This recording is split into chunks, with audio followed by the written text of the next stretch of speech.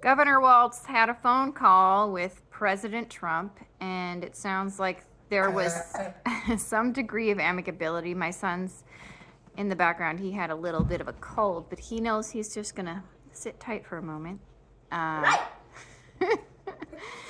Um, now, the tone I got from it is Waltz is in a, I mean, he wants to reach out. Minnesota's in a very precarious state right now. Really, the whole country is. And Trump, I liked the way that he was willing to acknowledge that they had this conversation and they're both agreeing that the terms of the conversation so far have been congruent. What was a little concerning for me was Trump jumping on Truth Social or whatever and kind of doing this little da da da da fanfare. Waltz is going to join us kind of a thing. Because it's like, yeah, we're going to work together, but it's not quite like you were right about everything. And so there's that. One other thing I want to talk about is the day Alex was killed, my husband and I just was like, So we were out protesting. And I've been trying to really talk to people to let them know we really have to keep our local law enforcement on our side, our National Guard on our side. And so people were heckling and even my husband was doing it. I just told him, I had a conversation with him later, why we can't do this. Like we have to be civil and intelligent throughout all of this, because I think people just have this kind of idea we can just all throw it all in the wind and be anarchists and we'll win. Look, liberals, we don't have guns. Most of us don't have guns. That's not like how this is going to work. And that's not really how I want it to work either. I don't really want it to have to be about who has more guns. I want it to be about, that gigantic protest, literally tens of thousands of us. I was downtown. It was -10 raw temp, not including the wind chill. Not 10 degrees Fahrenheit, -10 degrees, because some people were incorrectly reporting on that. But we're Minnesotans. We're tough. We stand up for each other. And so there were tens of thousands of us, and it was peaceful. I was downtown. It was noisy. It was raucous, but it was peaceful. And that brings me to, I live in this city. I've been out in this city a lot.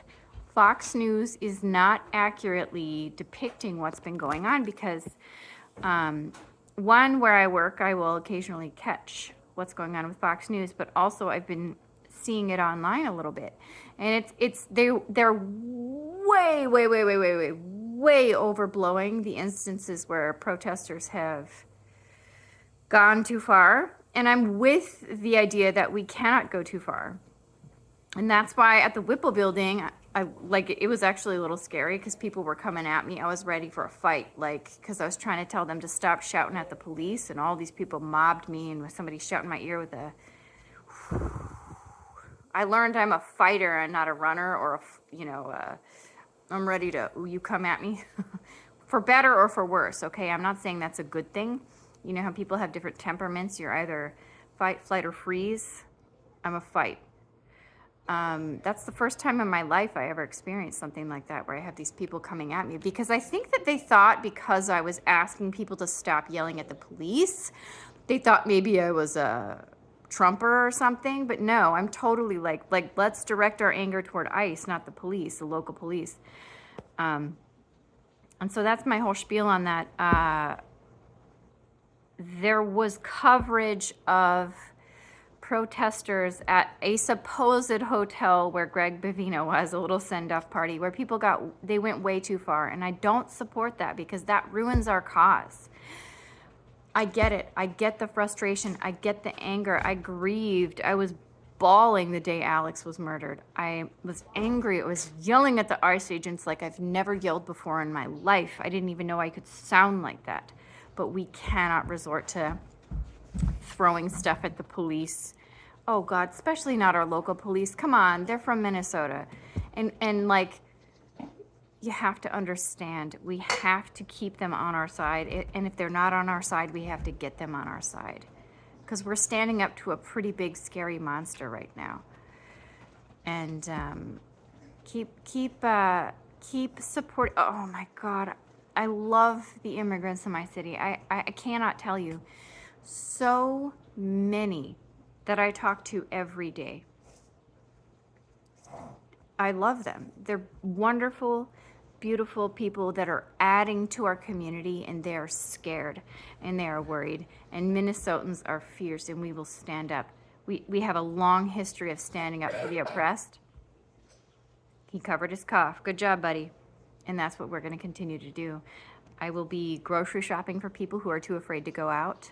I will be covering shifts for people at my job who are too afraid to come to work right now or have to help out their families.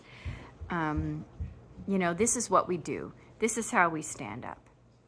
And I really think that most of America is like that. And I think that this is a time for us to really make ourselves present and stand up. Those of us who are the actual helpers. And yes, sometimes the helpers are getting shot in the street in the back by cowardly fools who cover their faces, but we're going to continue to stand up. I love you guys. Laser Loon love at you.